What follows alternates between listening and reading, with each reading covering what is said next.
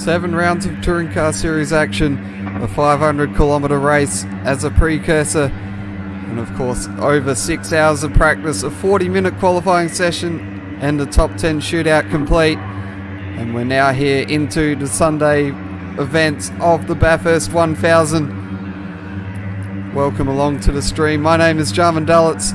I'll be a commentator for the first stint of this race. And we have 14 Group 2 racing cars lined up, ready to take place in the 2023 Bathurst 1000.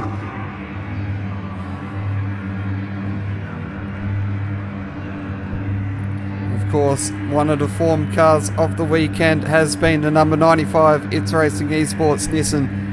Of course, with our championship leader in Ridwan Hamza, who has been dominant throughout the entire season so far, winning the first 6 rounds, and unfortunately a mistake in the closing stages of the Kyoto 500 relegated him to second place. Of course, being the first time that he hasn't won a round this season, and that was taken over by the teammates in the It's Racing Esports camp of Ryan Palmer and Matt Simmons. But throughout this week, it certainly has been a battle between the It's Racing Esports and CP Motorsports outfits, both campaigning the Nissan cars, with our reigning Trackstars Touring Car Series champion in Jackson Austin also being very competitive throughout the week ahead and week we have just had, and now joining him on the front row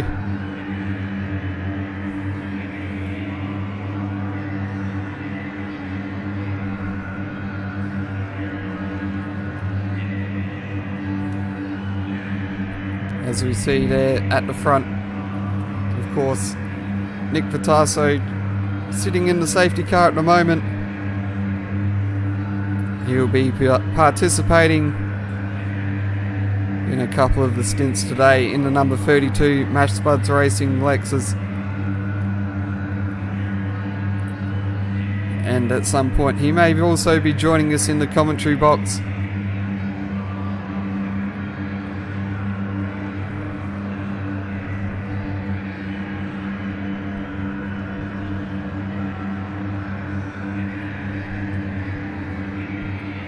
Of course, one of our race winners earlier on in this season was the number 117 of Wade Von Duve, picking up a race win at Road Atlanta. And of course that was his first win in the Trackstars Touring Car Series, and probably the only win for a driver outside of the It's Racing Esports camp so far this year.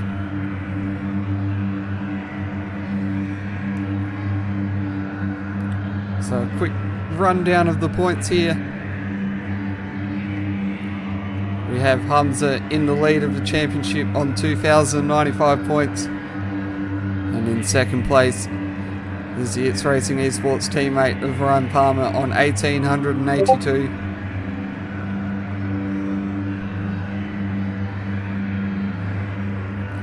And then O'Shea for CP Motorsports in the number 50 is in third place on 1,684. And then sitting in fourth is N Walker on 1,591, and then rounding out your top 5 is Ward on 1,525 for Robbo Sport Racing.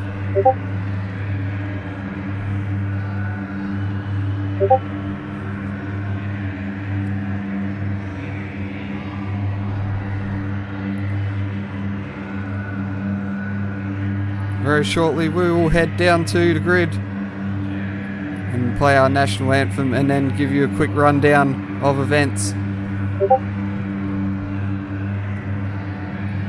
So without further ado, we will head down onto the grid for the national anthem before we get started with this race.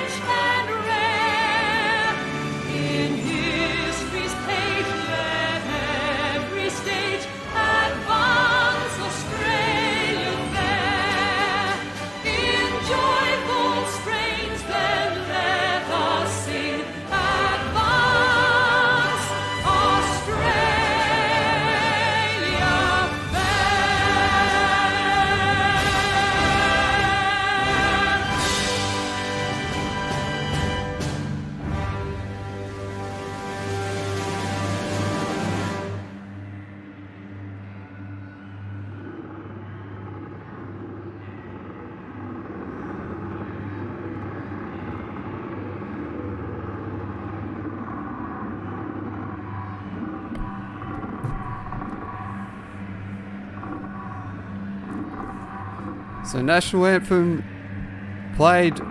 We have 8 minutes until the start of the race.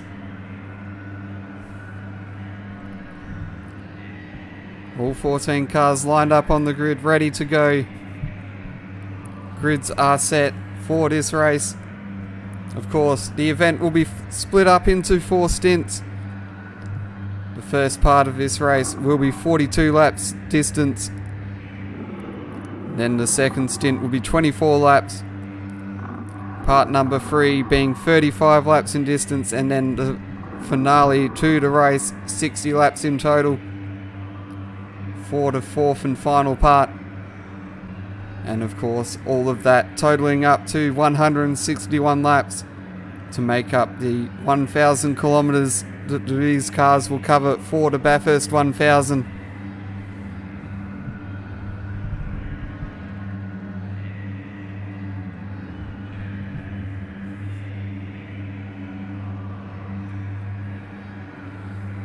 Of course, we had a quick rundown of the top 5 in the championship standings. Of course, there's some other notable names, probably a bit down the order in the championship standings. Of course, Von Duve sitting in 10th at the moment on 13.97. And then, of course, Andrew Scott just above him in 9th place on 14.34. Patasso missing 2 rounds so far. Of course, with the 2 drop rounds, it will probably be pushed back into contention. He's currently sitting 13th on 11.76, but expect him to jump further up the order as the season progresses.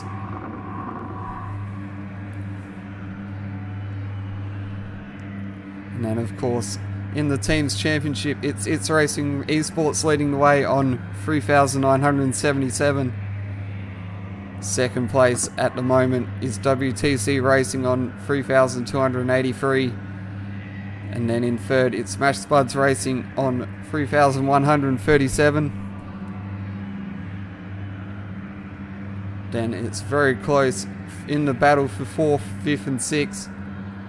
It's WRT Motorsport on 3043, RoboSport Racing on 3035, and CP Motorsports on 3032.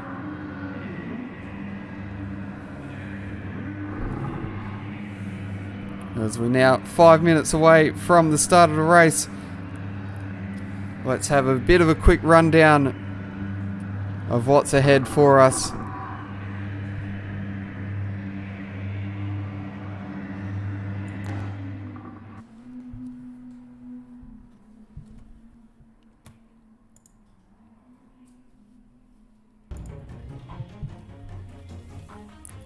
So the 2023 Bathurst 1000, just 5 minutes away here at Bathurst in New South Wales, Australia.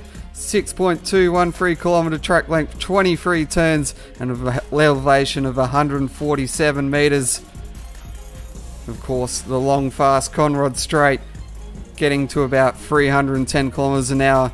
And now let's take a look at our starting grid, working our way from the back of the field all the way towards the front of the grid, where we'll see our pole sitter.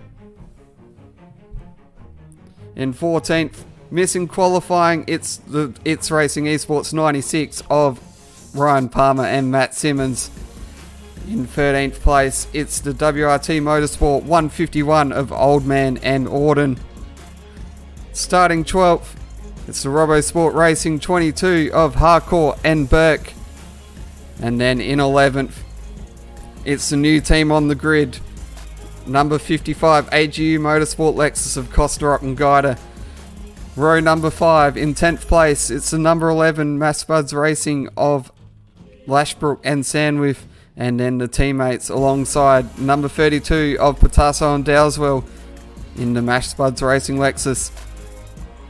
And then AGU Motorsport showing up in 8th place with Mario and Fafatellis. And then 7th is O'Shea and the 2021 Bathurst 1000 winner, Dan Wood. Starting out of 6th, the only winner for Lexus so far this year, Wade Von Duve, alongside Scott Taylor in the WTC Racing 117. And then in 5th place, probably one of the surprise packets with terms of pace in the last couple of rounds, is Walker and then Dallets. In 4th, it's a three car combination of Ward, Curry and Hayden in the number 20 RoboSport Racing Nissan. And then in 3rd place, it's Scott and Halton in the WTC Racing 787. And then we get to our front row. It's the 2021 and 2020 Bathurst 1000 winner in Austin, alongside Campbell in the CP Motorsports number 1. And then our pole sitter in Ridwan Hamza and Andrew Lee, taking pole position in the number 95 It's Racing Esports Nissan.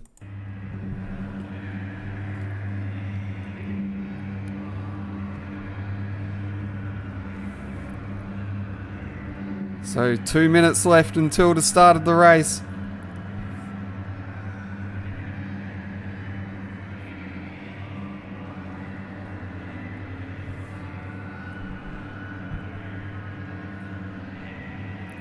The anticipation building amongst the drivers as we get set to go for the 42 lap race.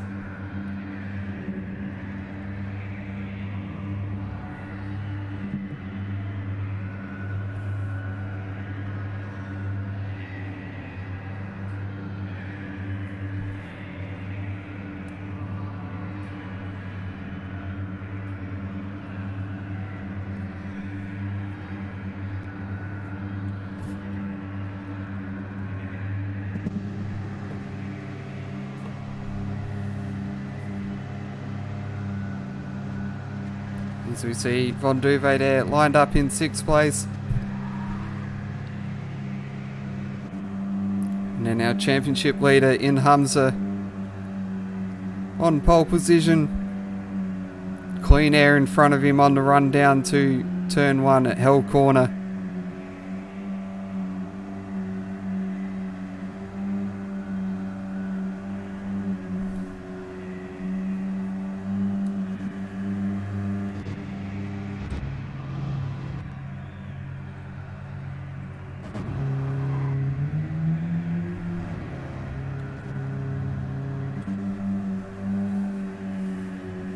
And then of course Campbell alongside.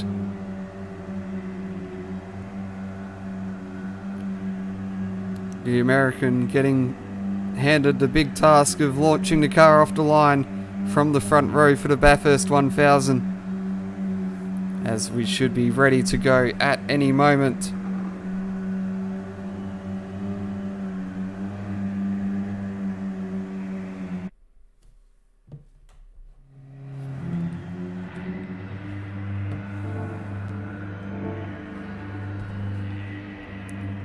So the starting sequence has been initiated.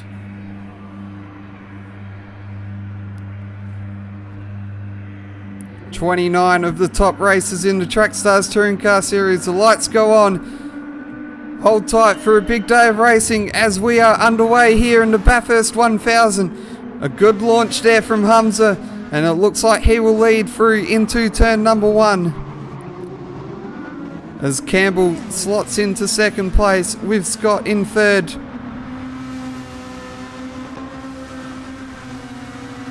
And then it's Ward in fourth, Walker, Wood looking to move into fifth place on the opening lap. As Walker himself looks to make a move into fourth place. Looks like they'll run side by side on the way to the cutting.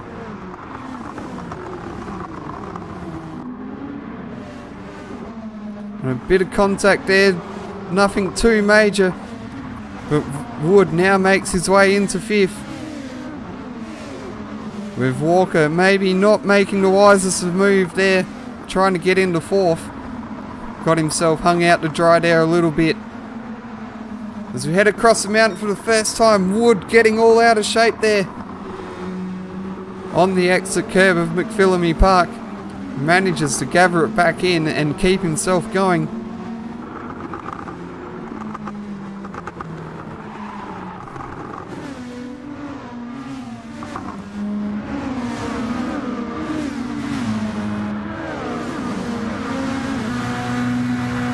So down Conrod Straight for the first time.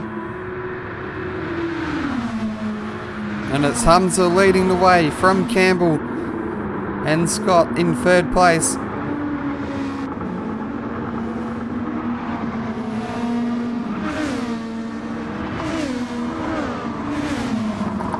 Wood now on the back of Ward for fourth. As we complete lap number 1 here of 42 in the first stint.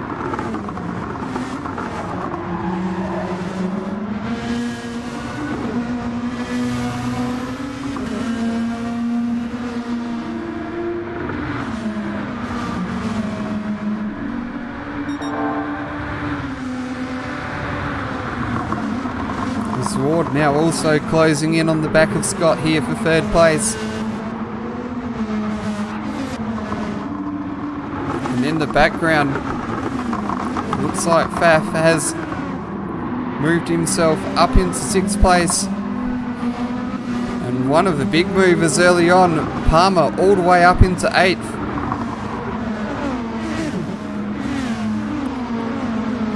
So already making up a number of positions here on lap number 1.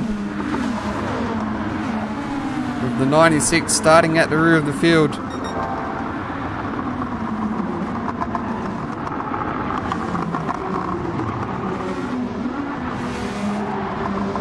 Oh, it looks like there's been an incident here. We'll have to see what has gone on. What has transpired.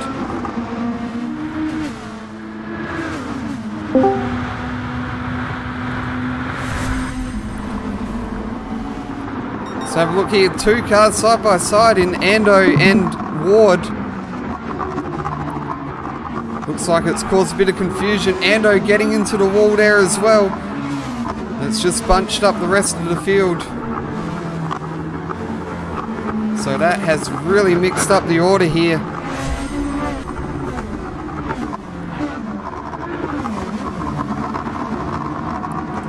It looks like there's another incident here. Let's see if we can take a look at that one. So Faf has run wide at the chase. Must have been helped by Palmer, who was driving slowly there. Looks to have backed off and redressed the situation.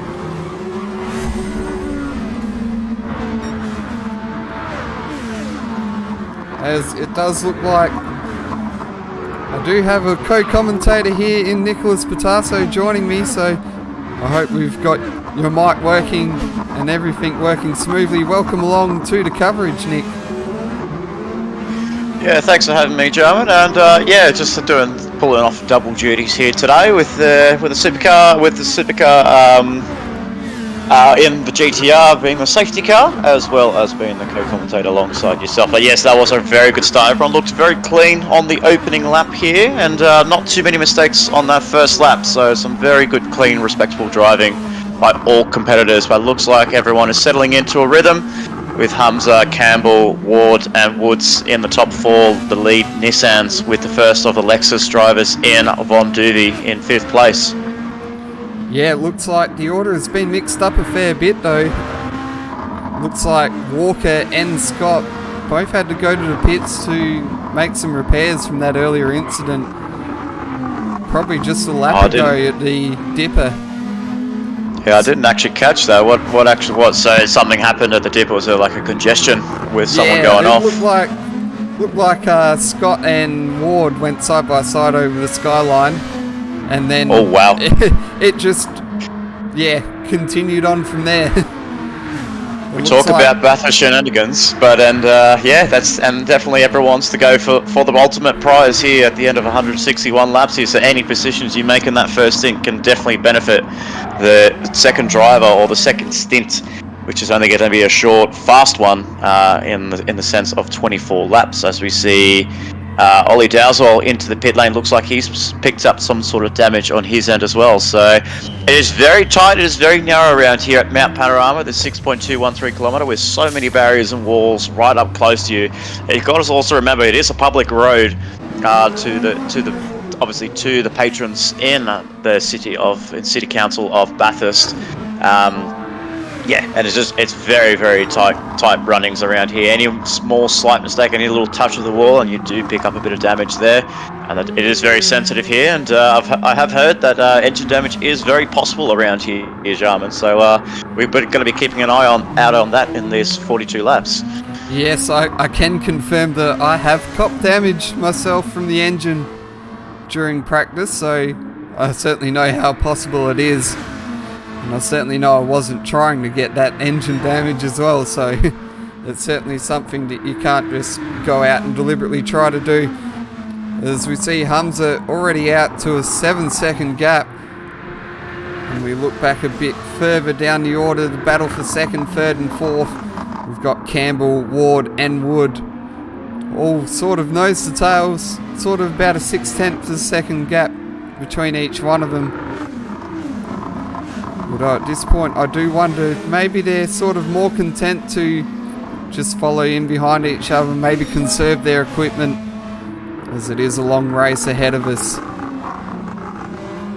It's very interesting to see the top 3 are actually using their regular primary drivers in both Hamza, Campbell and Ward in the top 3. The first of the co-drivers in Woods in 4th place, with Von Duvey, Rusty 5th and 6th, and Palmer in 7th place. So basically within the top 8 we have 7 primary drivers all starting this event, and obviously so far the man of the match has been Dan Wood, who's actually moved up a few positions since what was a bit of an unfortunate qualifying. So we can see here Ward looks like he's going to make an attack on Campbell. He doesn't. Not very wise to go around the outside there on the exit of the cutting, but up through Solomon Park and down the mountain, down before we go back to the rise, and then we go back down on the exit of McPhillamy into Skyline, where you see the beautiful fans there just all cheering their appreciation for what is going to be an exciting race here tonight.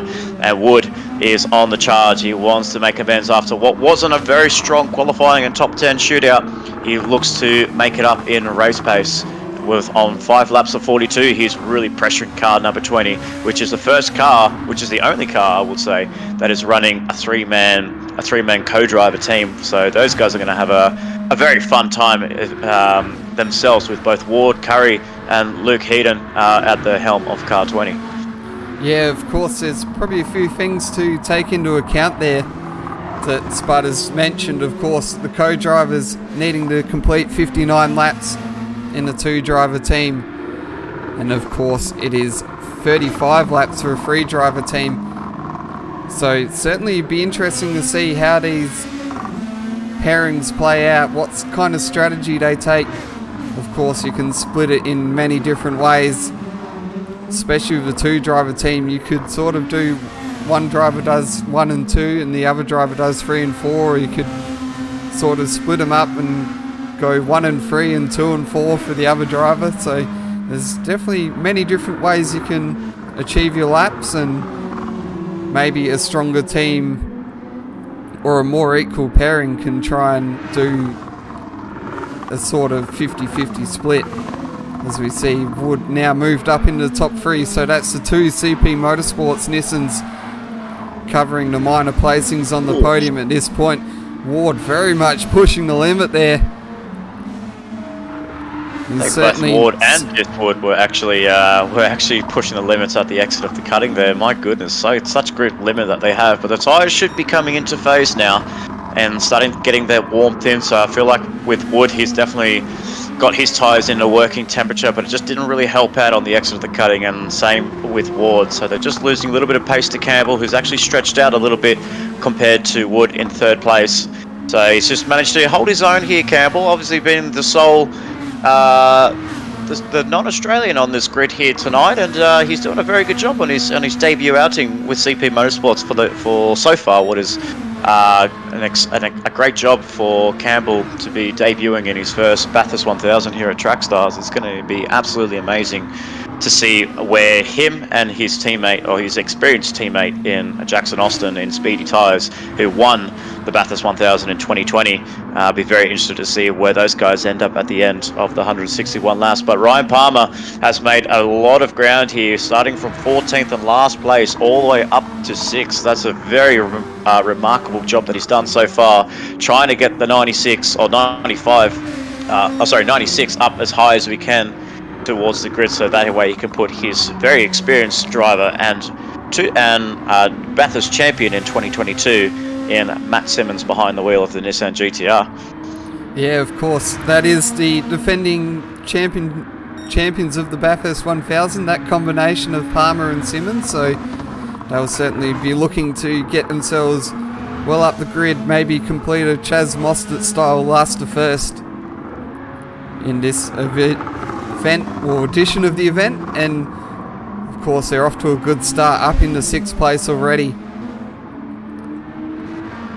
As we've just seen here, a couple of drivers have come into the pit lane, obviously still trying to fix their damage up. I believe we saw Auden in the lane, we saw Faf and Dalswell back into the lane again, so we're probably seeing a few little niggles here around the track here, just trying to eke themselves a little bit of what we can say, just a little bit of time on the track, just try and get themselves accustomed to probably pushing the cars a little bit too much what they really shouldn't be pushing. It's because, especially with the gap that Walker has, example, on Andrew Scott, and Andrew having the gap between himself and Sam with is quite a substantial amount. So I think these guys are just pushing the cars a little bit of too much on lap 7 of 42. They just need to wait for the track to come to them and wait for the car to obviously behave on them, because the cars in front, they can definitely make mistakes throughout this whole stint in this stint 1. So look out, we've got to keep an eye on, especially on Ando Scott in 10th place. It looks like he's picking up his pace now. He set himself a personal best there with 1 minute 50.9, so he's on the charge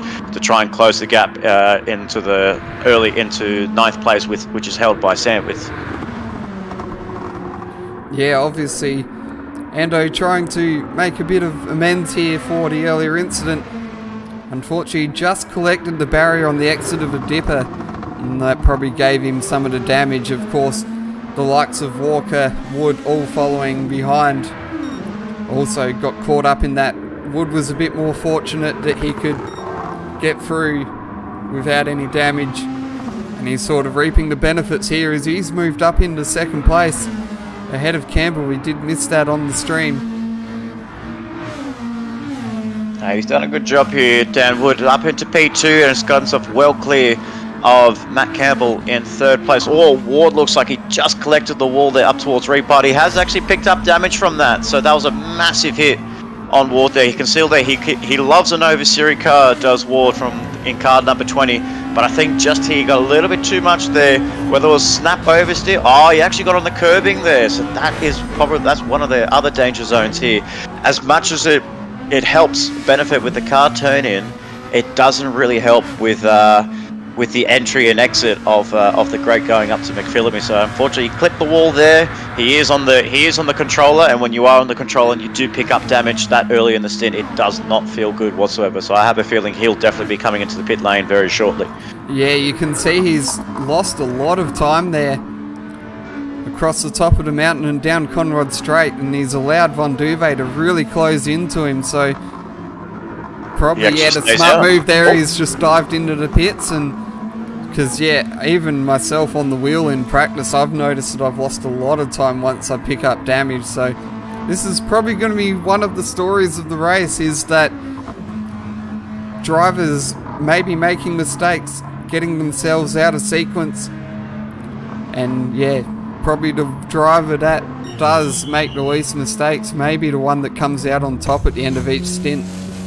Yeah, absolutely, and I think what he's doing here is he's getting a change of tyres, put up a little bit of fuel off tank, and will probably potentially run to the end of this stint. Obviously, these drivers have done a little bit more practice on the long runs compared to some of the other drivers that could be doing the shorter stints coming up later in stint 2 and 3. So these guys are probably going to be looking to run, hopefully, potentially towards the end there, just depending how their tyre life runs.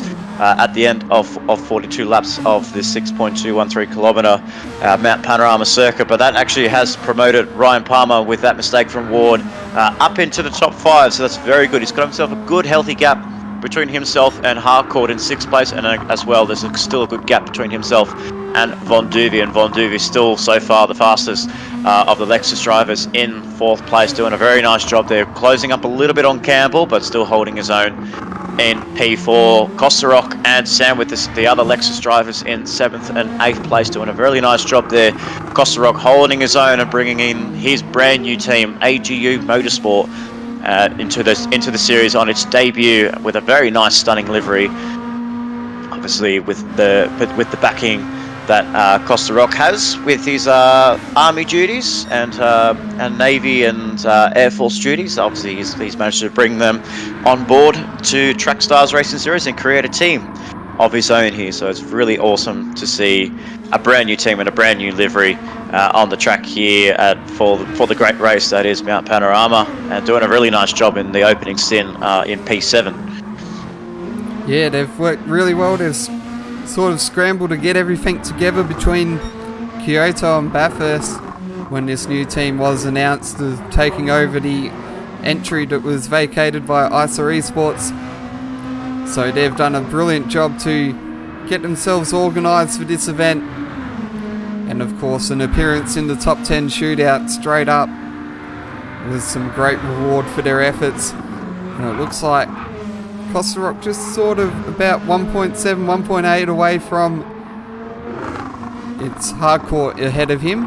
Sorry, I just had a mental blank there trying to convert the nickname into the driver name. Yeah, no, but he's done a good job there. He's got Hamish Guida as his co-driver.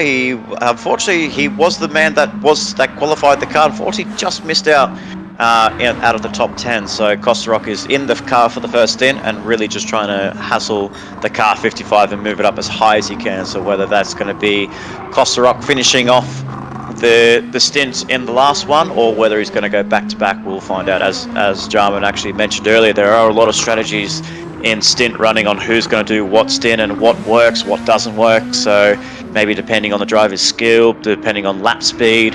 But I will say, with throughout the whole running between what we've seen in practice and throughout the qualifying and its sessions, I will say everyone is relatively very close to each other on lap speed. It's absolutely incredible. I actually couldn't believe like the closeness that we can see between drivers and co-drivers this year in Trackstars 2023 Bathurst 1000, everyone is very close on lap time, and it's very rewarding to see. So it's not going to be just a driver's circuit. It's not going to be just the fast drivers finishing it off at the end there. We might see a few surprises that could be finishing off that last stint.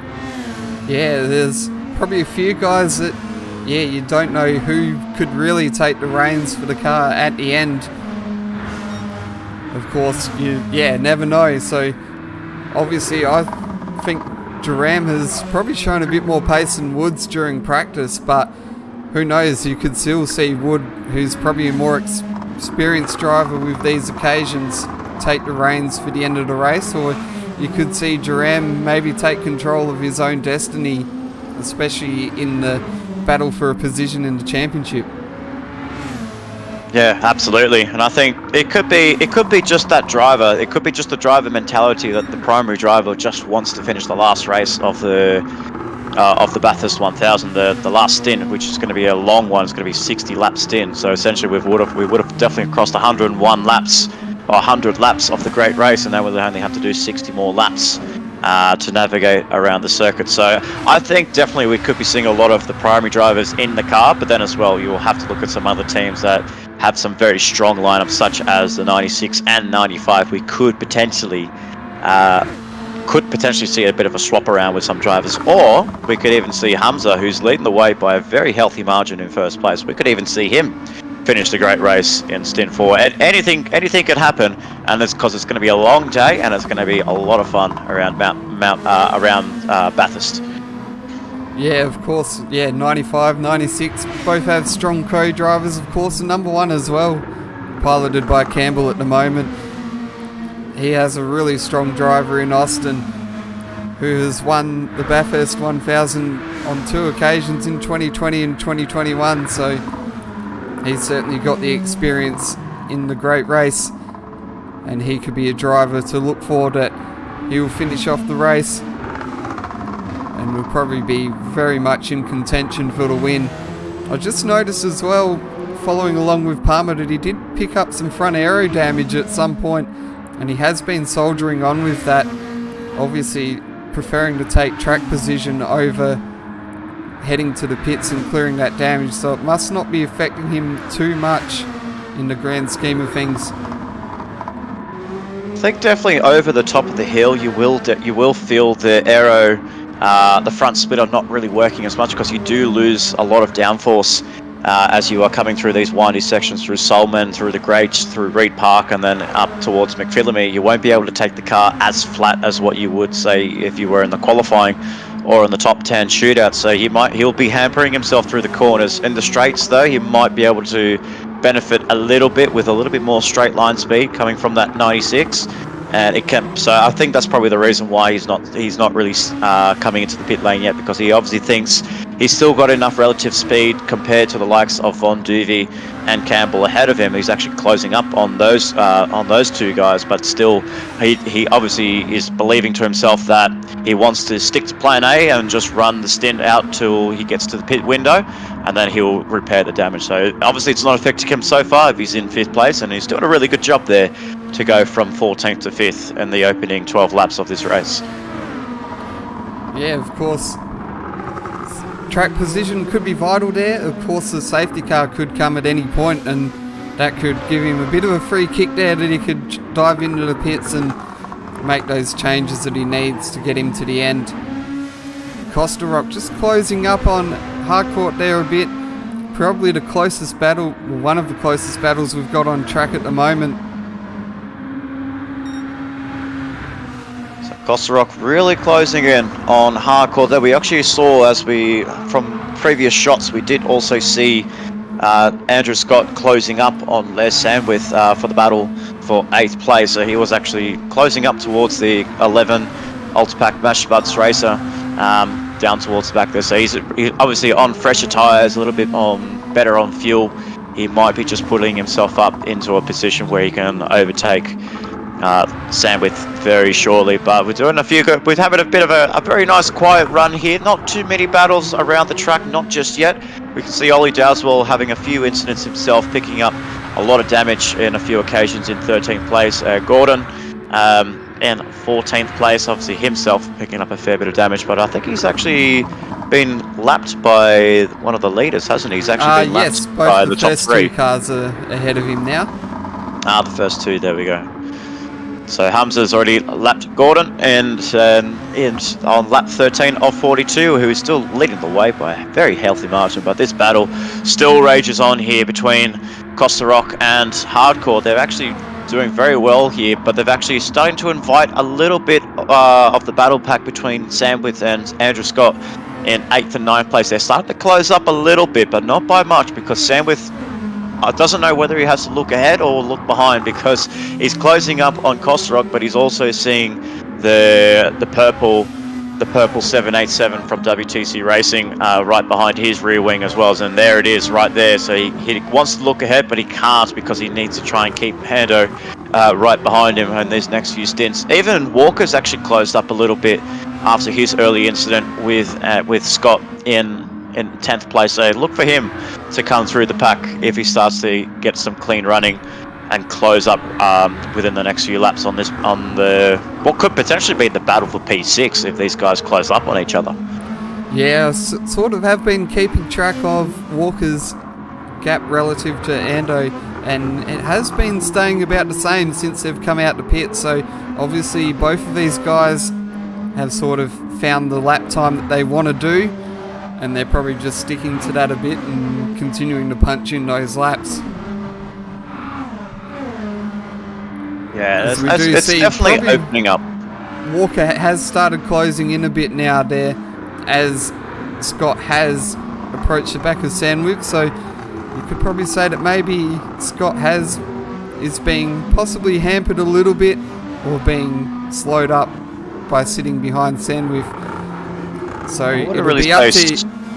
Yeah, I wouldn't really say he's been slowed up. I feel like the air direction, or the dirty air effect that is playing into this event, as we can see there on the track map, there is a tailwind going all the way from the cutting down to McPhillamy. So with the dirty air that you get through that section of corners, really important corners, single line corners, it really hampers. But we can see Ando looking to go for a move into the chase for the position of 8th place. Sandwith gives him the racing room around the outside. He holds onto it very nicely there. Ando Scott can't find a way through. Sandwith is trying to block his way and try to go deep into Murray's corner. He's done very nicely there, but he's got a bit of a bad run. He's compromised his exit speed on the exit of Murray's corner. Will Ando go for the move into Hell corner? He doesn't. He backs out of it. But look who has he invited into this battle pack. It is Nightwalker right behind in 10th place. So Walker is, as what we thought was keeping the same gap towards Ando Scott. He's closed up pretty quickly.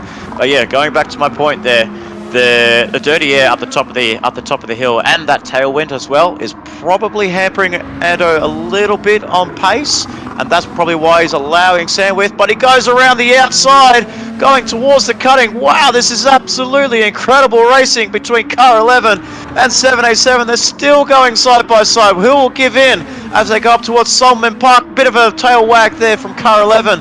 And he still holds the upper hand on the 787, and the 964 has really closed up on this battle pack. He wants in. He wants to have a battle pack with these guys. But wow, that's some great racing that we're seeing on lap 15 on 42. Very close aggression, but very clean racing here, Jarman.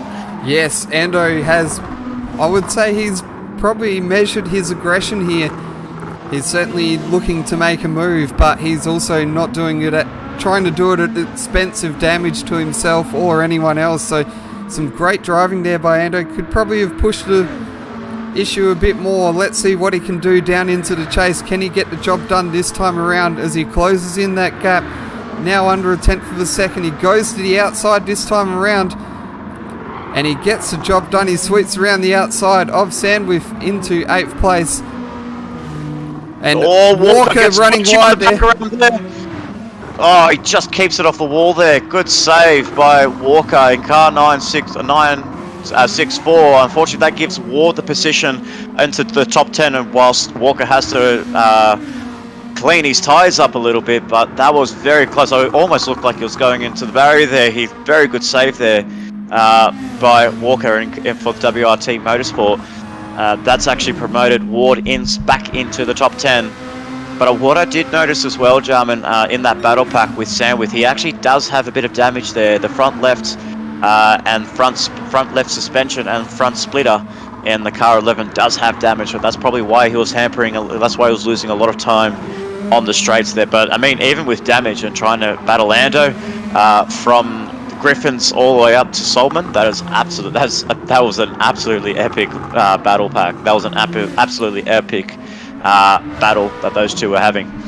Yeah, that was really good there from Mando, and yeah, I just noticed sort of the first time around on the chase, like he gave plenty of room to Sandwich, didn't want to get too close or make any contact that was unnecessary early on in the race and pick up a penalty or even damage to himself or lose time. So probably some really smart driving there from Scott, and it's got himself up into 8th place at the moment. Just looking here, sort of the back end of the podium at the moment, we have Campbell leading the way in 3rd place and Von Duve in 4th, but Palmer has just closed up by a second and a half over probably, I'll say, the last 5-10 laps, so he's slowly narrowing that gap just bit by bit towards Von Duve. Yeah, and we have to also remember that Palmer is carrying damage on his car. If he is closing in on that gap between himself and Von Duve, that just shows like the speed that he's got in that 96 is absolutely incredible throughout the whole season of 2023. Both 95 and 96 have been showing some incredible pace, and we have especially saw through Road Atlanta. That one. It comes to mind straight away when Hamza picked up damage. Throughout the whole race, what we all thought was he was going to come into the pit lane and fix the damage up and change some tyres. He actually managed to go through the whole race with the same damage that he had on his car, and he still managed to keep it ahead of him until it was 2 laps to go, where this man on screen, Von Duve, broke the drought, broke the streak, and gave WTC their first main series victory in 2023. That was an absolutely epic fight, but all cars looks like eventually in 95 and 96, they look like they have the pace with damage and especially off damage, as we saw through qualifying and the top 10 shootout. Yeah, it's probably definitely a credit to the setup work that both of these guys have been doing. They've sort of struck on the right tune for the car, and are really making the most of it throughout the season. One thing I will be interested to see what happens is with that front aero damage, what will happen with Palmer once he does reach the back of Von Duve. Obviously he'll reach that dirty air, and of course with the front aero already affected, could that be a bit of a challenge for him to actually get an overtake done with the lack of front aero?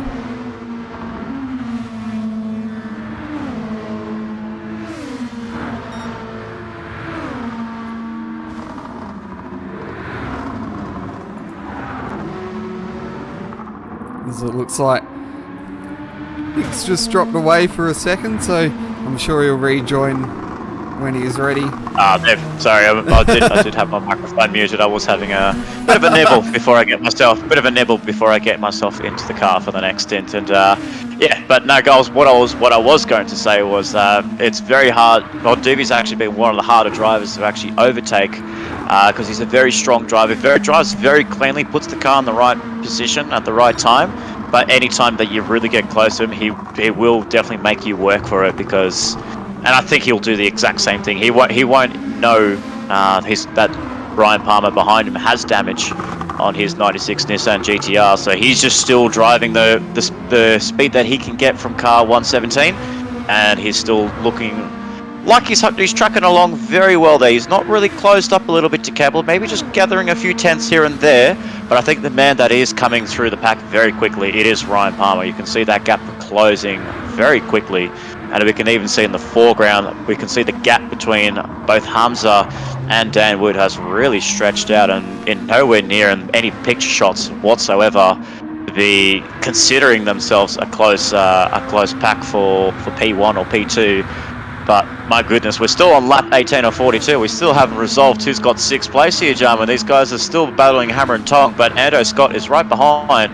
If Kosterok can't get his way through hardcourt as quickly as he can, he's going to come under fire from the 787 behind. He might not get one, he could potentially get 2 positions, all because Kosterok couldn't find a way past hardcourt. Yeah, probably the only thing I will say about this battle is that I sort of know the kind of racer that Kosterok is, and is sort of very much more about keeping it on the straight and narrow, not making any mistakes, so he'd be probably doing a bit of a risk versus reward here, and I think at the moment he'd probably just be content to sit behind hardcourt here unless the opportunity really presents itself to make a move into 6th place, and then he'll grab it with both hands. But of course he probably won't be too concerned about Endo approaching, and if push comes to shove he'd probably just let him go and continue on with his own business, and as it seems to be working extremely well for him probably over the years as it gets really close to that barrier there at the exit of Reed Park.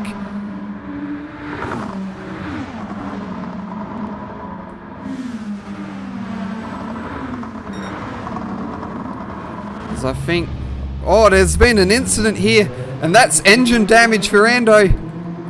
Let's see if we can grab a replay. So I talked about how close that Kosterok was getting to the wall, and I completely missed in the background. Ando got into the wall himself, got into the barriers, and picked up a huge amount of engine damage and front and rear damage as well. And that's going to bring out the first safety car of the race and call our co-commentator Nick Patasso into action. Yeah, absolutely. I just heard the call from my actual gameplay, and I wasn't too sure who it was. But yeah, now I see it on the replay. That is absolutely devastating for Ando Scott because he was really closing up on the field there pretty quickly. As we see a race through pit lane, and obviously Hamza has missed the pit lane call,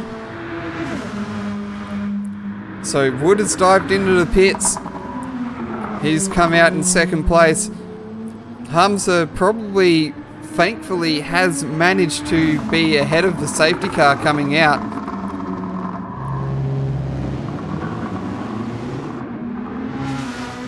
So Campbell's come out in 3rd, Von Duve in 4th, Ward in 5th place with a 3-second penalty.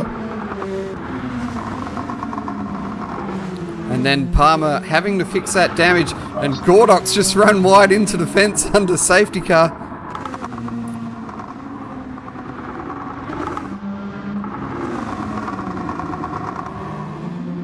So Gordok picking up some damage there. Hamza into the pits now.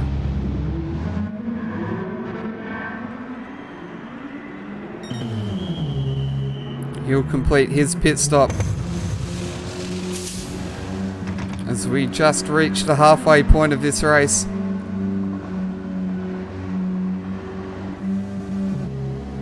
So Hamza now coming out of pit lane. He'll be picked up by the safety car on Mountain Straight.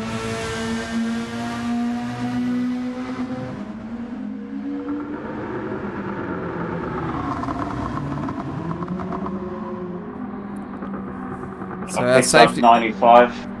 So our safety car picking up the leader there. As you might have been able to hear in the background, we can obviously grab the audio from Patasso in control of the safety car. So a 24-second gap there from Wood to Hamza. Okay.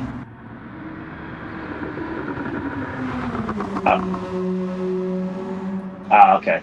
I was just checking. Because I saw everyone like packing up and behind me. I was like, oh jeez. I hope I didn't miss out. I think we got it in the end. Yeah, I try to put my indicators on, but I don't think the indicators work on this car. So we'll take a short break here while we're under safety car. We'll keep the stream running with vision from the race, but I'll take a short break and be with you shortly before we get underway with racing on our first restart of the race.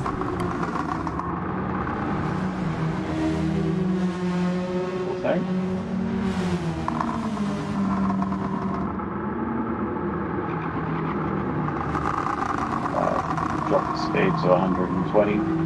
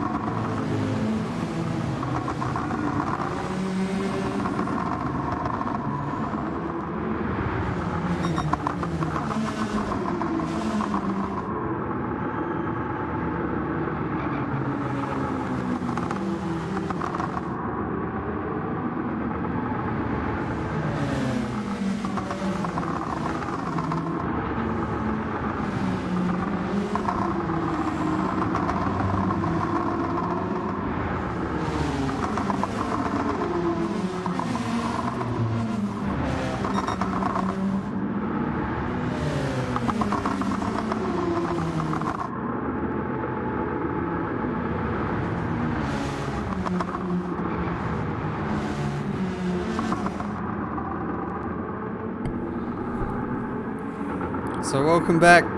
First half of this first stint of the Bathurst 1000 has been completed. We are under safety car.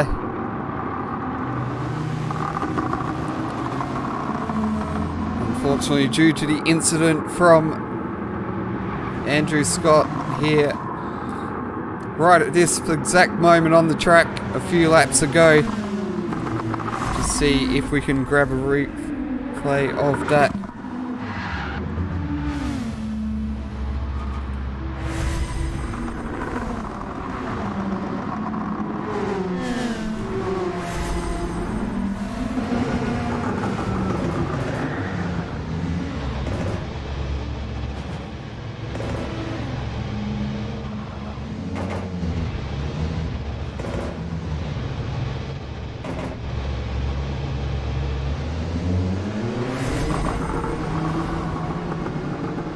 So as you see, got into the barrier there at Reed Park.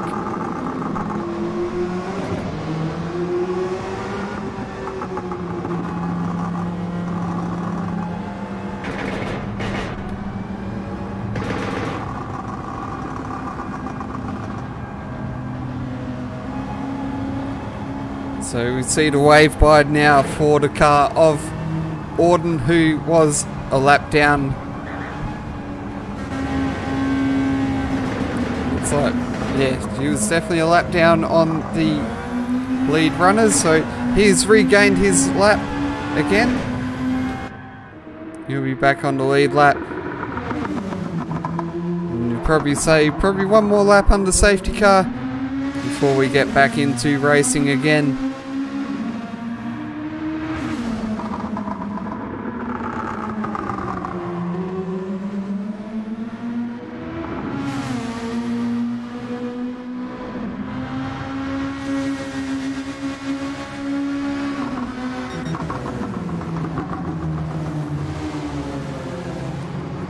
So another lap under safety car.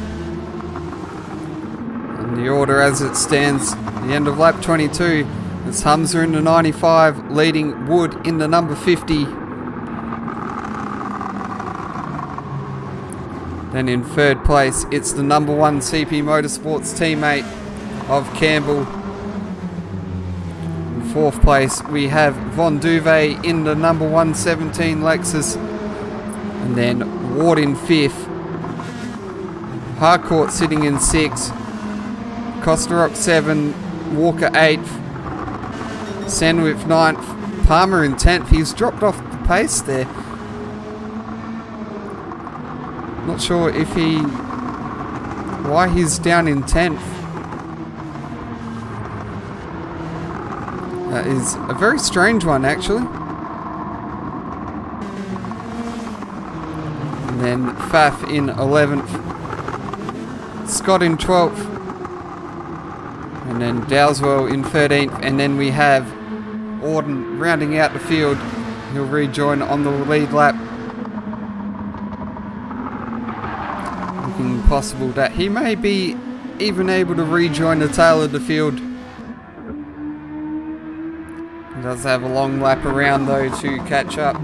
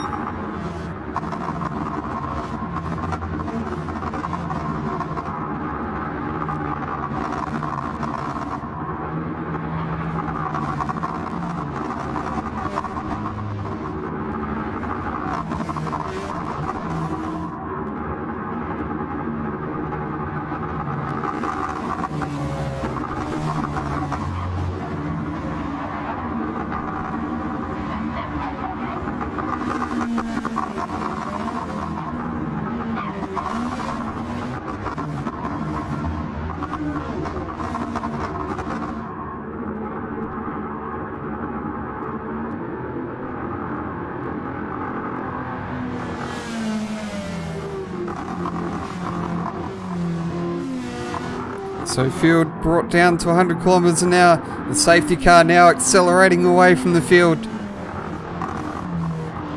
as we prepare for the first restart of the race. It'll be lap 24 when the field gets back underway into green flag racing. And Humza, our current championship leader in the 2023 Trackstars Touring Car Series, will be the one to lead the field back to green.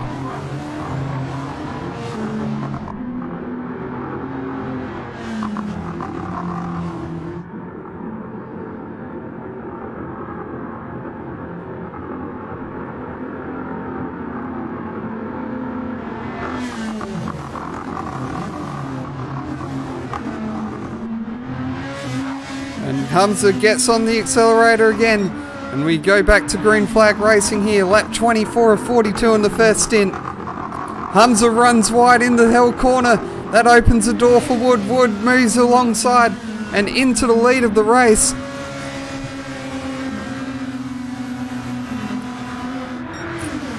So Wood up into P1.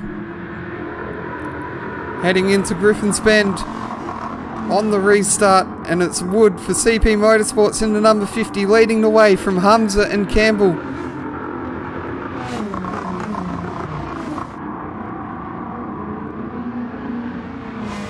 Yeah, so back from the safety car. It's been all chaos here at the restart here, but it looks like we've had a few drivers get a little bit brake checked going into Murray's corner, unfortunately. So a few of the drivers there, we even saw one of them in Ryan Palmer, who was doing a very good job up in 5th place, is down the order there.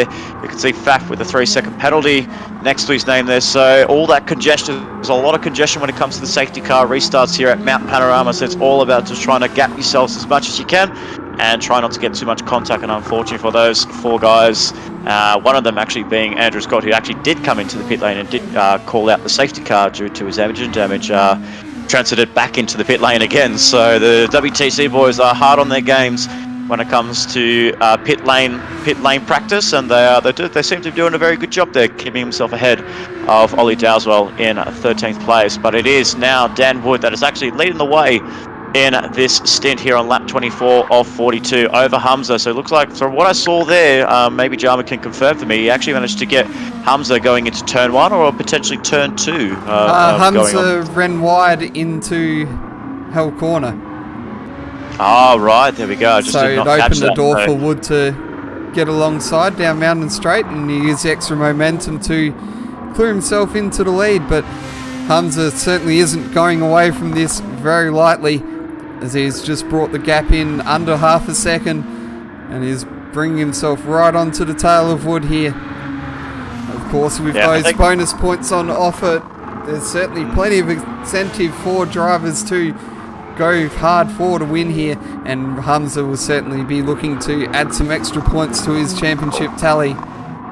I just saw Campbell run wide there. That's given Von Duve third place, but they're still going side by side. Both Campbell and Von Duve still having a great battle back. We might be able to see if we can catch some sort of action replay from that, because it was very close. I think Campbell ran wide at Griffin's Bend, opening the opportunity for Von Duve to go onto the inside. There it is, right there, going up towards the cutting, side by side. We saw this with the other WTC racer in Ando Scoppo. Looks like we can see Campbell's just gone well clear and gone a few car lengths advantage over Von Duve, but some great racing on this restart here. All chaos has happened. Hamza's down to P2, and we're seeing a lot of battling for P3 in this race here. Like you said, bonus points do come very handy when it comes to the grand total for the drivers, especially when it comes to championship contention. Yeah, of course, Hamza in a dominant position in the championship at the moment, so any extra points for him will be extra breathing room, and he'll certainly welcome that. Of course, for Wood, he'll be earning some points for his co-driver in O'Shea, who's currently sitting third in the championship, so those will also be very welcomed in the hunt for a podium position at the end of the season. As we see Wood just getting that gap out to 0.8, as it looks like Campbell and Von Duve sort of running a bit side by side there on the pit straight. Or it could have just been Von Duve looking to get some clean air in through the grill of his Lexus RCF. Maybe get some cooling into the car, some extra grip. You see Von Duve having a bit of a look there into Griffin's Bend. Doesn't quite get far enough to get the job done, but he's certainly applying plenty of pressure here to the American on the track, and Campbell gets into the wall on the exit of the cutting. Don't think he picks up any damage from there. Exit at the minimum. He has picked up damage. Oh, damn, that's unlucky there. But it wasn't on the cutting there, so maybe either I don't know if he clipped the wall going into the cutting or somewhere else, or we didn't find it. But he has picked up some damage. That's potentially why Von Duve has really closed up on the back of the car number 1 in the Matt Campbell and Jackson Austin CP entry. So we'll be looking to see Von Duve make a move potentially down Conrad Straight, probably with breeze, with a bit of ease rather, past the number 1, as we see closing. Yeah, he's going to make that move before they get into the chase, I would say. But I'm saying, but from what I can see here, that straight line speed that car number 1 has over the Lexus is still pretty strong there. But I think he will give up. Yes, he does. He does give up. He gets out of control there into the chase. Was miraculous how he regained control of that car. Nearly cleaned up Von Duve there. And we'll certainly have to grab an on board with that one. Wow, I thought he was just going to give it up, but all of a sudden there he just says, nah, I'm not going to give in whatsoever. But what happened here? Did he just clip the grass there? Oh, he did. I think that's very unlucky there. He just clipped the grass on the outside, and it's very easy to do, ladies and gentlemen. It is something you want to run as far to the white line as you can to open up the entry going into the chase or exiting the chase. But I just took a little bit too much grass there, and that was very, very close to making contact with Von Duve. And thankfully for him, no damage was done, and Von Duve is now cleared away in third place, and Campbell now holding off Ward, who was caught up in the early incidents, is now back up into P5. Kosterok is in 6th place. Walker's done a very good job to move up into 7th place, and Craig Harcourt inside the top 8 by Kosterok. Very, very solid drive here from the man in car 55 in the debut. Oh, as I could see behind Oh, that was close. He almost picked up damage from the wall there going into Solomon Park, but that is really, really tight there for Walker. But going back to my point there before I was before there was an interruption there. Very, very solid drive by Kostarov, hands down. He's on his debut for his brand new team in AGU Motorsports, keeping the car clean. And I think that's the definition of keeping a race car clean and out of the wars. And it's doing a very good job holding on 6th place. Yeah, very, very strong drive there from him, and he's certainly reaping the rewards of the consistency that he's been putting in, and sort of on the edge of the top 5 here. As we've got, I thought Ward would have mounted more of a challenge down Conrad Straight towards Campbell. What's happened to... So Von Duvet's picked up damage and he's into the pits. We completely missed that one. Oh, so wow. After jumping into the top 3, he's thrown it away a bit here, and now he's going to tumble down the order as he heads into pit lane and makes some repairs. And guess who's that going to promote into the top 5? Yeah, Kostarov, and he set his personal best there with a 1:51 on that last lap. He's still getting pressured by Walker, with potentially Walker looking to make a move on Kostarov and the next few corners, I would say, or within this lap potentially. But it's still very good driving by car 55. And now these guys are actually closing up to Campbell in P3, because obviously when you know that you are closing up to someone, they know straight away that someone's got damage or they're being held up by a considerable amount. But both Kostarov and Walker are closing, and they are closing very fast. The gap is shrinking between for the battle for position 3. Yeah, I can just see in that background, Walker is getting extremely close to that wall at Reed Park. Certainly every time I see that, it just puts the heart in the mouth a bit that he's picked up damage. But thankfully he hasn't. He's certainly pushing this car a bit harder than what Kostarov is. But Kostarov is holding a very solid position here and is closing in on the 2 cars in front. Doing a really nice job there. He's actually gapped, it looks like he has actually gapped Walker a little bit through going down through the dipper and into Ward has damage as well. Oh my goodness, everyone's getting damaged, but will they come into the pit lane?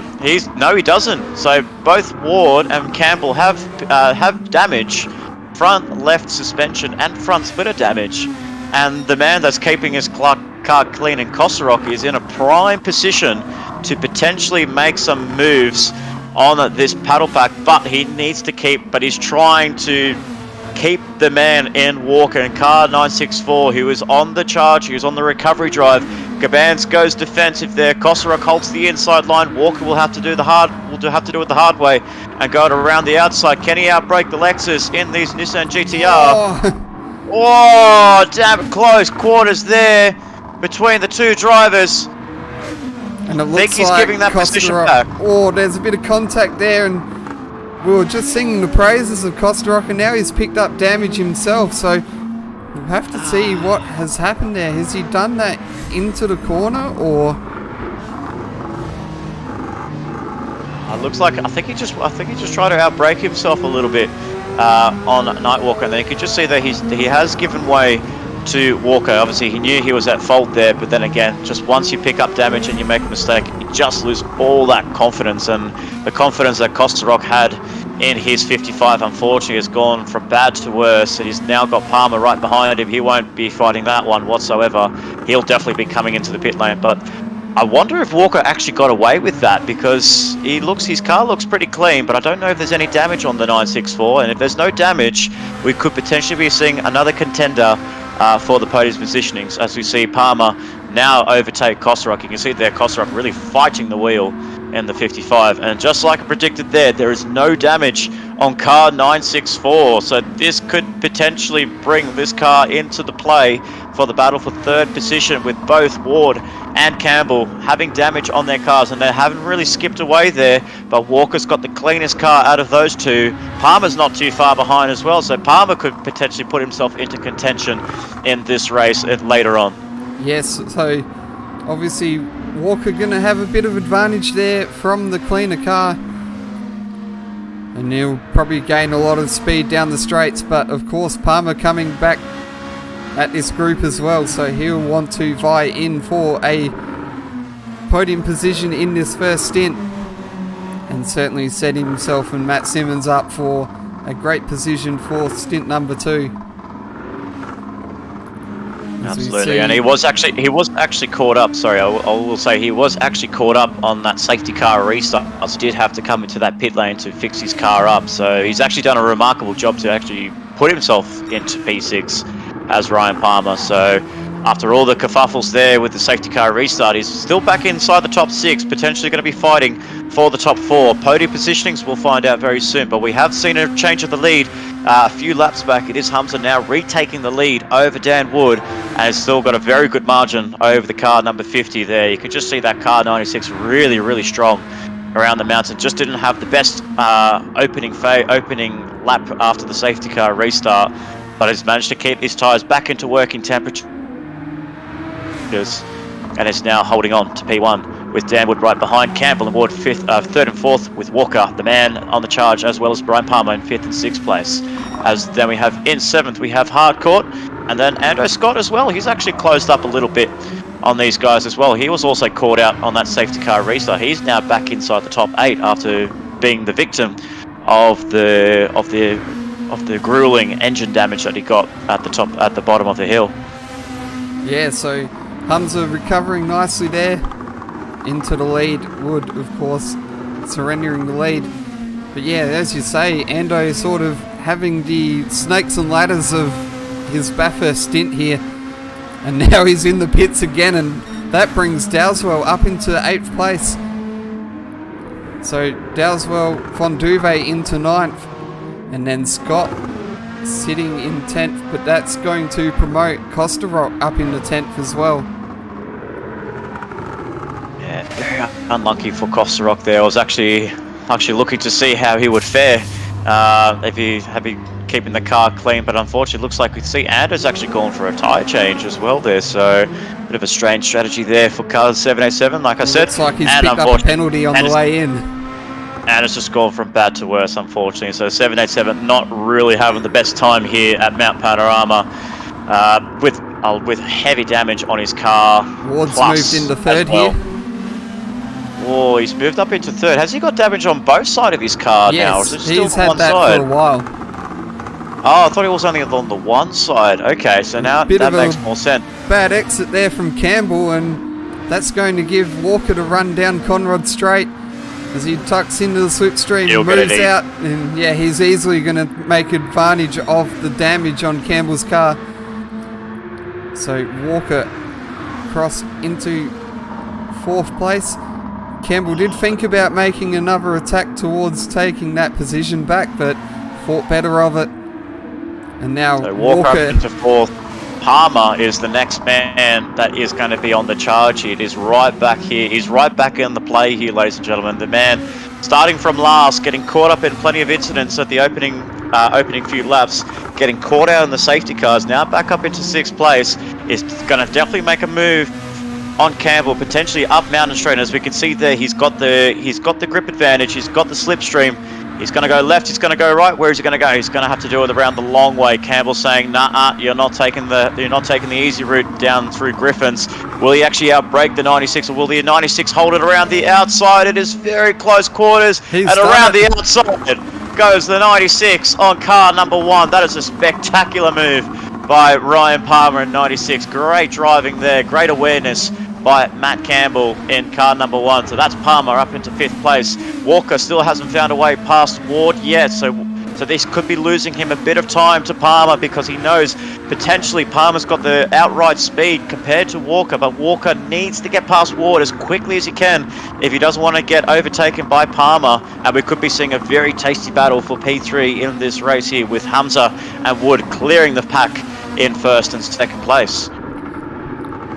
Yeah, of course, a brilliant move there from Palmer at Griffin's Bend. Very reminiscent of Craig Lowndes in the late stages of a 1994 Bathurst 1000, where he basically announced himself to Australian touring car racing with that very inspired move around the outside of John Bower, where he admitted he basically missed his braking marker. So I don't think Palmer missed his braking marker on that occasion. He just knew exactly what he was doing and got the job done. But as we look a bit further ahead, it is Walker all over the back of the ailing number 20 RoboSport Racing Nissan of Ian Ward.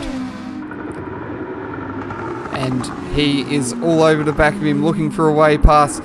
Ward just placing his car perfectly, making the most out of what he's got and doing enough to try and keep himself ahead. He's not going as defensive as we would expect. I think he knows he's got the damage and he's a bit of a sitting duck, and Walker gets down the inside. Wow. Just as I was singing his praises about Ward placing the car perfectly to avoid getting past, he sort of just leaves the door open there for Walker to go through. Yeah, I think he just decided to concede. A bit of a white flag there for Ward. I don't think he knows he's not in any contentions to battle for P3. He knows he's got damage. He knows he's got Walker and Palmer right behind him, both in faster cars. So I think for him, it was definitely the right move. Would have loved to have seen a battle there going into Griffiths like we saw with Campbell and Palmer, but I think he did the right thing and moving out of the way. But he's still doing a very good job there, holding on. He was holding on to P3. It was actually gaining a little bit of. He was actually quite quick on the straights. There was Walker. Was Ward in number 20. It's just through the windy section here on this mountain, uphill and downhills, where he's struggling a lot. But on the straights, he's not too bad. It's funny because when you get damage on both sides, and has Palmer got damage as well? He has. Oh no! We was just singing praise of he was closing up, and a colossal mistake here by Ryan Palmer. Did this happen before the dipper? Yes, it definitely did. So he must have picked up damage. Oh no! Oh, that is very close there between those two, between both Campbell and Palmer. That's what has definitely happened to car 92? there for number 95. Oh, sorry, 96 actually. What has happened to car 96? It's gone from bad to worse. He will definitely need to come into the pit lane. He cannot drive like this at all. This will now promote Dowswell back up into 6th place, the highest he's actually been all race long in car number 32. But Ward still holds on to P4. Can he keep it ahead of Campbell? We'll see.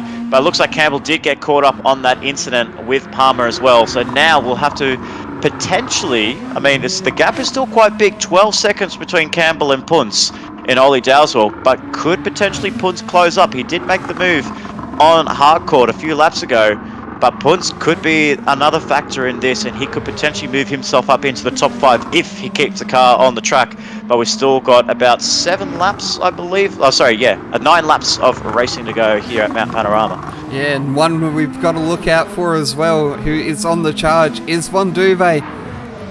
Of course, he has been moving up the order as well, and he could actually probably put himself in play for a top 5. Obviously a bit more experience in these cars in recent times than what Dowswell has had, so Dowswell may just be a little bit rusty, maybe not quite have the pace that Von Duve does, and may just be opting for a bit more of a conservative approach to bring the car home safely.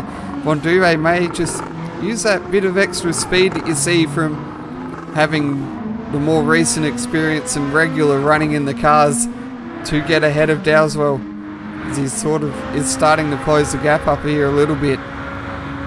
Exactly right, and they're both race winners here in the Trackstars Touring Cars Championship as well. But obviously with Von Duve, as you said, a lot more experience in these cars this year in 2023 compared to Dowswell. He might just have the upper hand, but maybe they could potentially work together to close up to Campbell. Maybe the pit engineers will need to let them know that the cars ahead, both Ward and Campbell, have damage, so they might have to push that little bit more, maybe push 110%, maybe kind of think of it like a qualifying lap, Jarman. What would you do in this case? If you can see the gap closing between yourself and the car ahead, and you're kind of thinking to yourself, does this car have damage, or is he just making a few mistakes? Would you actually push yourself like it is a qualifying lap and close that gap as quickly as you can before the end of lap 42? I probably wouldn't. I'd probably be aware that obviously if they've got damage, it's going to affect their straight line speed. So I would probably just stick to what you've been doing and what you know for the race, and make sure that you stay clean, consistent, keep yourself off the barriers yourself, because the moment you start to push too hard, you start to invite mistakes, and you could be the one in the wall with even worse damage in the car in front and forcing yourself into pit lane and down the order when you could have been maybe edging yourself closer to a easy overtake. Yeah, absolutely, and I think so. I feel like that's what Von Duvey's doing at the moment. He's actually lost time to Ollie Dowswell in 6th place. He's actually dropped, I believe, about 4 tenths on that last lap. So Punts is actually getting a little bit more advantage out of his 32. Maybe Von Duvey's just backing off a little bit.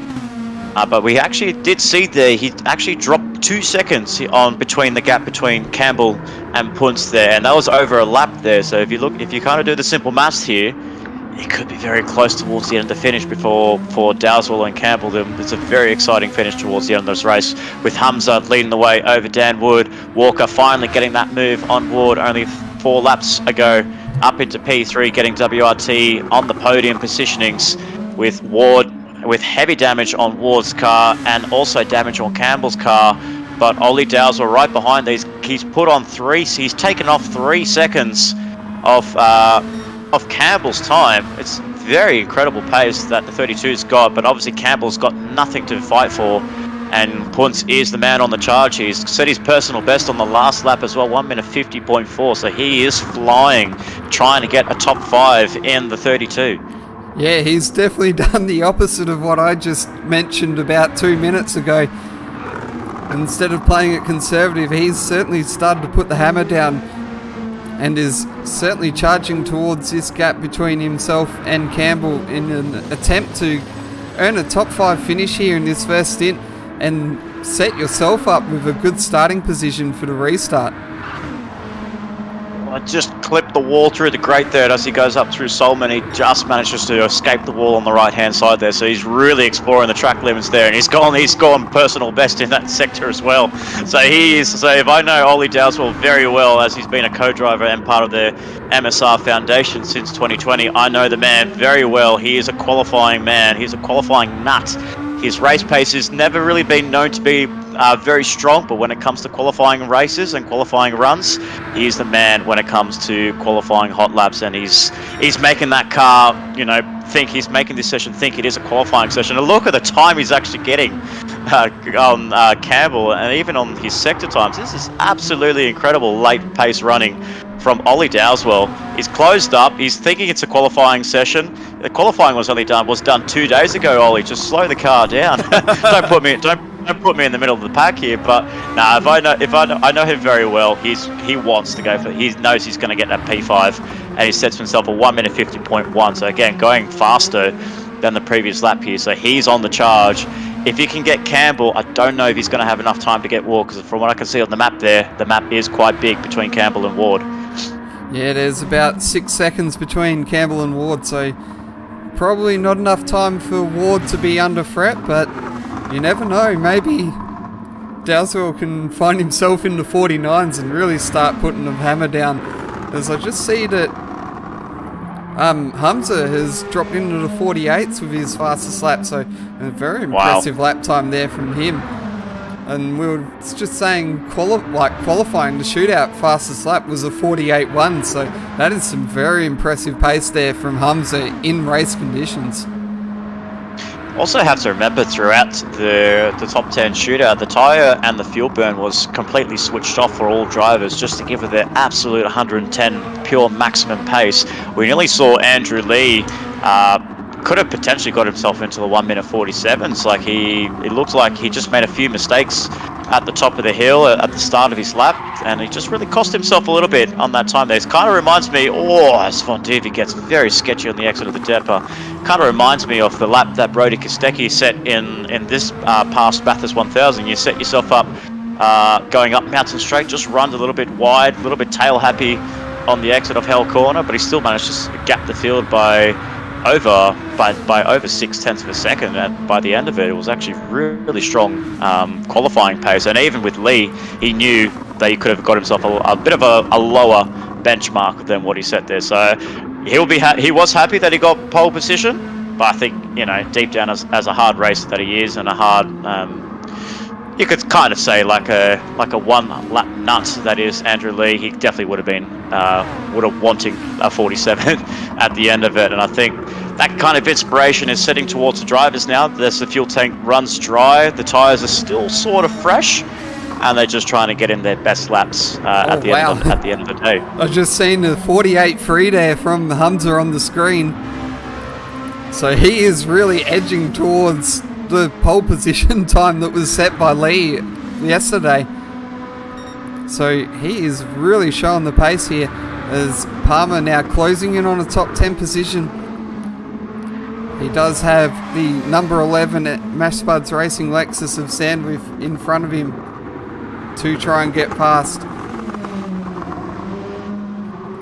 It certainly won't be an easy task there for him to do.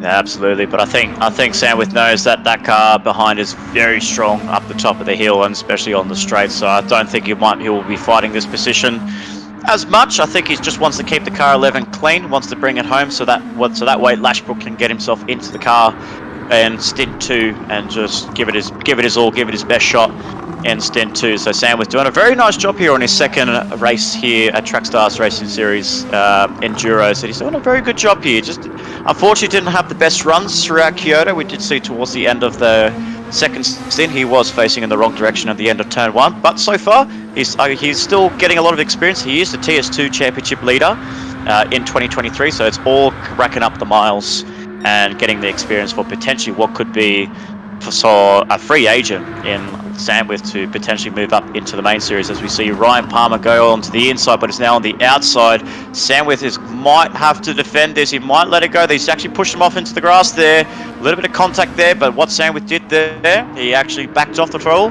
And that's something that maybe Jamie Whincup should have learnt earlier on in 2016, and he's actually let Palmer through. So into 10th place goes Ryan Palmer.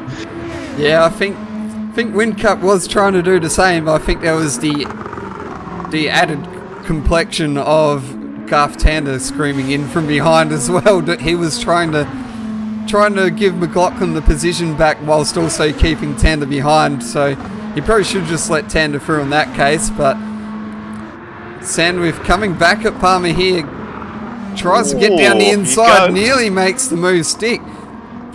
But now Palmer has the opportunity to sort of settle in and build that gap here. As I've just seen Costa Rock in 9th place. I think Von Duve has moved ahead of Carcourt there, so he now has damage. 13 seconds to Dowswell, so I don't think he's going to make a move towards the top 5, and we'll just rejoin this battle pack here now that things have sort of settled down a bit further down the order. And Dowswell now under 5 seconds behind Campbell, and certainly on a charge towards the top 5 finish. Yeah, crucially, he did lose a second on that last lap compared to his fastest lap time, 1 minute 51.1, so probably overheating the tyres just a little bit too much, but it is kind of running. He's started to run out a little bit of time here. He's got plenty of fuel. He's still got some good tyres. 4.2 seconds now between Dowswell and Campbell, so he is closing, but he's only got 3 more laps to try and make an overtake. And with Campbell keeping this car in the position that he wants to keep it in P5, with 3 laps to go, I don't think he wants to give up P5 at all there. As we see Ollie Dowswell just get too hairy there, too much exit curb on the entry of Hell Corner. He loses a lot of time to Campbell, and that's not going to help him whatsoever and on his quest to moving up into the P5. But we see now Palmer is in the top 10 after making that move on Sandwith. Sandwith losing a bit of time now to Andrew Scott behind in 12th place. So Andrew Scott, who's been in the thick of it all, unfortunately this not been the perfect stint for Ando Scott in car 787, so a little bit of work to do for the 787, whether it's going to be Aidan Holton next or whether they're going to go for the alternate strategy and they might keep Ando in the car for stint 2. But that is something that we'll be finding out in 2.5 laps time, as we see Hamza still leading the way. Hasn't really set the timing sectors alive yet. He's still in that 1 minute 48.3. Still very considerably very fast lap times set by Hamza, our championship leader in the TS3 Touring Cars Championship. Still setting the benchmark and he's got, what is it, 13.3 seconds over Wood. That's some strong pace.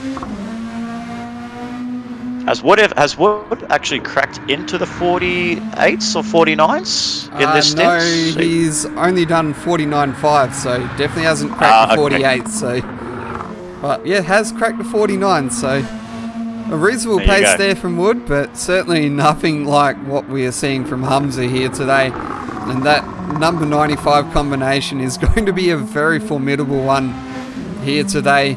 You'd say that probably misfortune is probably the only thing that's really going to take it out of contention. There's Wood getting all sorts of sideways there through Reed Park. How he managed to keep control of that, I do not know. Wow, that's some real Tokyo drift at the top of Reed Park. That's absolutely incredible car control there. That was beautiful if I've ever seen it. So good on he's I think he's just putting on a show. I think he knows he's got a good gap, so I think he just wants to put on a show for the broadcasters here, up here in the commentary box as we get ourselves ready for Stint 2 coming up in a lap and a half time. But it is, undeniably, Humza's just been leading the way. Unfortunately, the late withdrawal for Andrew Lee at the Kyoto 500, not being able to participate in the Kyoto 500 event, actually gave it to Guy Barber, who still was doing a fantastic job, even on his last stint in Stint 3, but unfortunately picked up damage at the wrong time of the race. And yeah, that just dropped him well down the order, unfortunately. I think he still finished on the podium in the end there, the 96, I believe, in P2. But still, it was very unfortunate that the 96 didn't take the victory away, because that car was very strong. And hopefully, if we don't want to put any curse on the 95, they could potentially go 4 for 4, but we still have a lot of fast drivers to come in Stint 2, 3, and 4. Yeah, it's a very long race. A lot of drivers that can probably take the fight up to him. Of course, Austin has been close in qualifying. I don't think Dowswell just running wide there. I don't think Dowswell is going to have enough to get this P5 from Campbell. It was a very gallant effort there, but I just think he's run out of time here. And we're going to head back to the front here of this race as Humza rounding Forest Elbow for the final time in this first stint. And he heads down the long run on Conrod Straight, up through the gears. We'll be approaching over 300 kilometers an hour, nearly 310 kilometers an hour, heading into the chase probably.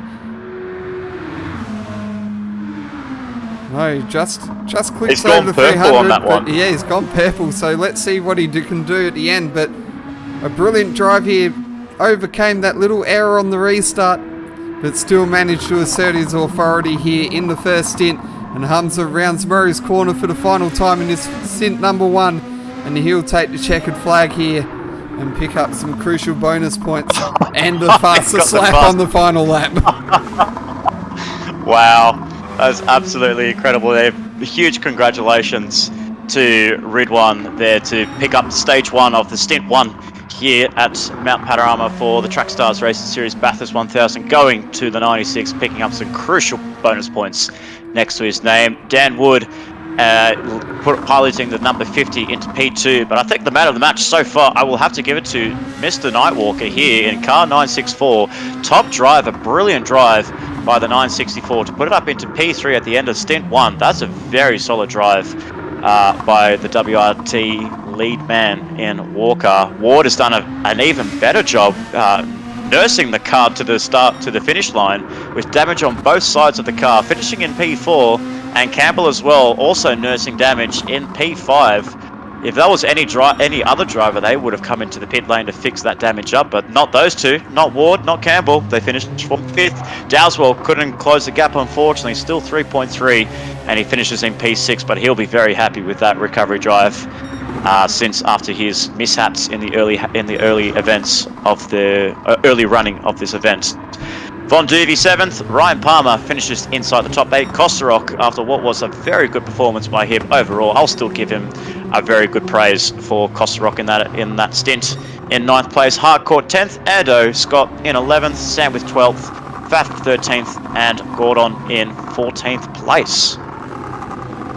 Yeah, I'd probably even say that if it wasn't Walker that was the driver of that stint, I'd probably even give it to Dowswell, as he's really elevated himself up in the 6th place alongside some of the primary drivers who have been racing these cars all season.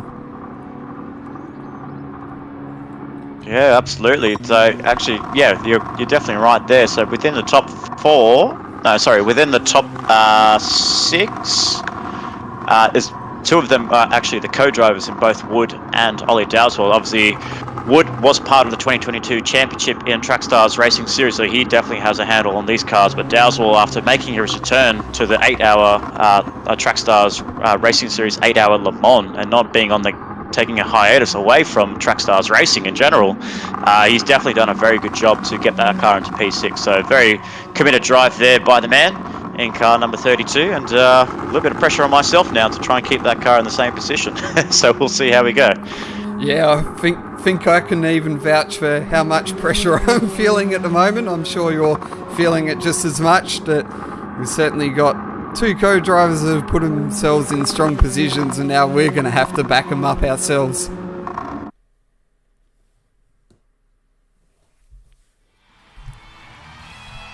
As we get a shot there of Hamza celebrating his stint win in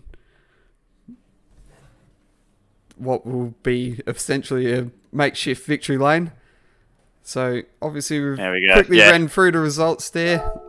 We'll just quickly breeze through them. Obviously Hamza taking the win from Wood, and then Walker in 3rd. Then you have Ward, Campbell, Dowswell, Von Duve and Palmer rounding out the top 8 on the first page. And then we have Costa Rock and then Harcourt rounding out top 10. And then the last 4 runners in Scott, Sandwith, Faf, and then Auden. And then, of course, Potato in the safety car. Completing the wonderful duties that are required of him. Carrying many hats at once. Safety car driver, co-commentator. What else do I need? Now driving the 32. What else could you? What a day! What a day it is to be driving around Mount Panorama. Any car, give me any car, and I'll drive around here at full speed.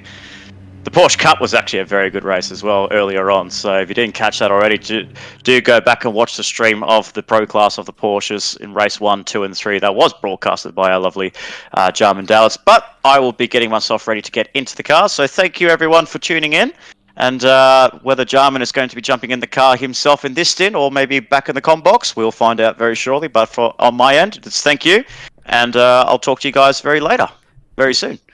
Yes, thanks, Nick, for joining in. And of course, yes, I am wrapping things up here for the first stint. So I'll be jumping over into car 964 myself. So we will be vacating the stream very shortly. And obviously there will be a new stream set up from Ryan Palmer, who will be running that stream for stint number 2. So stay tuned here on the Trackstars Racing Series YouTube channel. We'll have a new stream up very shortly for stint